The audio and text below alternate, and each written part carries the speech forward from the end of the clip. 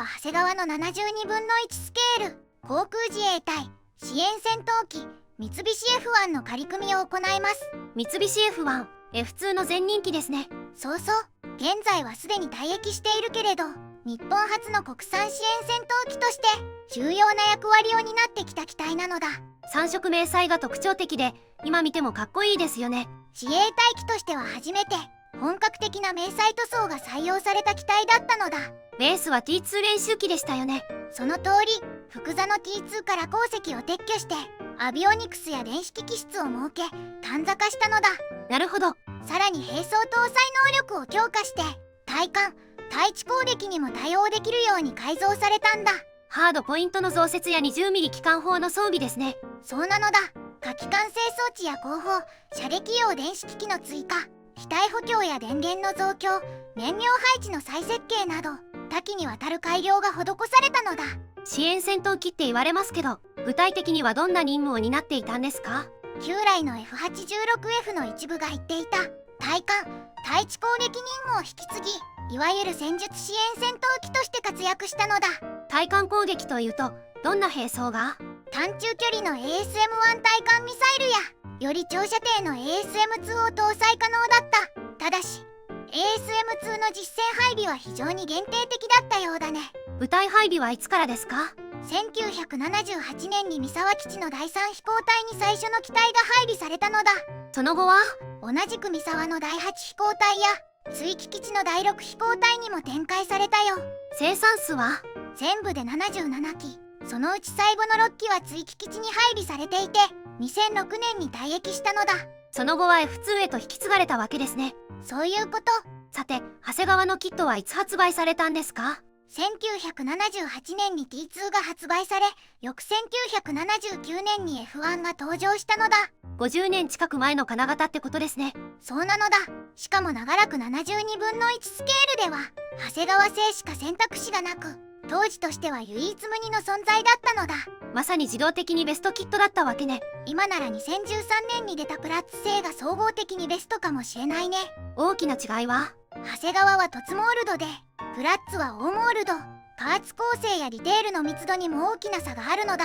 他のスケールではどうなんですか？144分の1スケールでは1978年頃に LS から発売されたのが最初だね。その後アリーを経てマイクロエースに引き継がれ2007年頃まで販売が続いたのだ。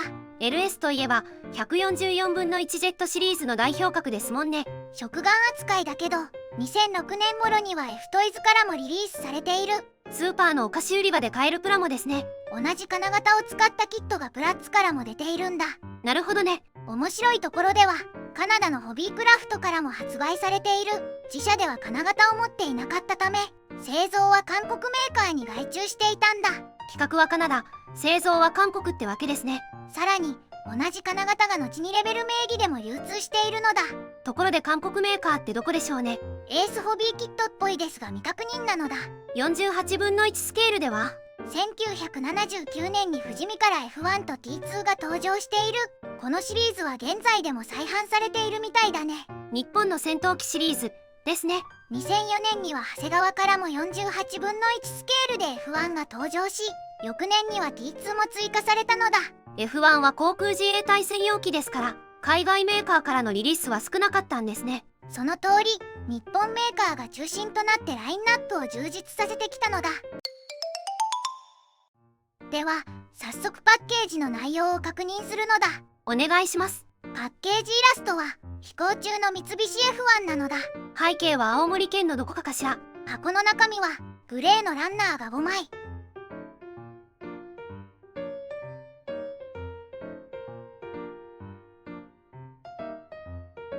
透明パーツが1枚、デカール1枚、組み立て説明書、それに塗装図も付属しているのだ。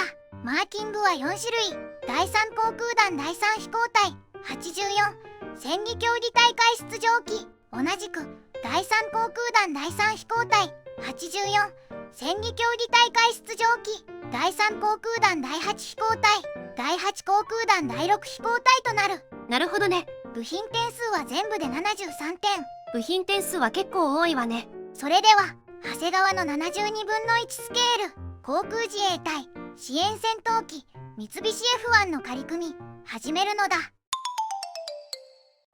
最初に座席なのだ。ふむふむ。座席は全部で3パーツ構成。細かいパーツ構成ね。続いて操縦席の組み立てなのだ。さっきの座席も使うのね。操縦席は全部で4パーツ構成。これに先ほどの座席を組み込む。ケーキパネルはデカール表現ですね。ケーキパネルは照準器と一体となっているのだ。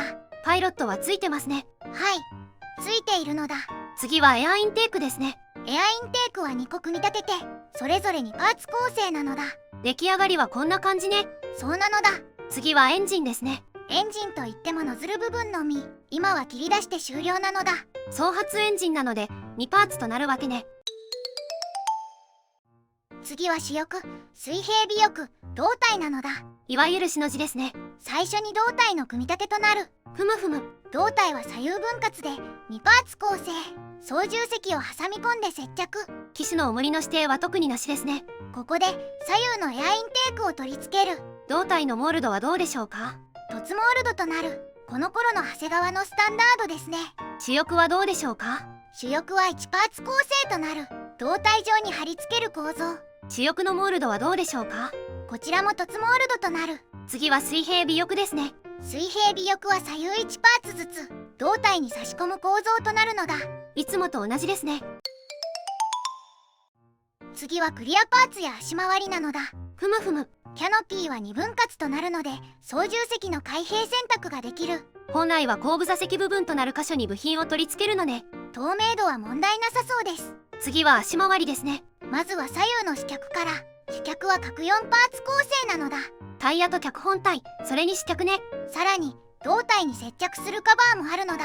次は前脚ね。前脚は3パーツ構成となるのだ。脚本体とタイヤ、支脚の構成となるのだ。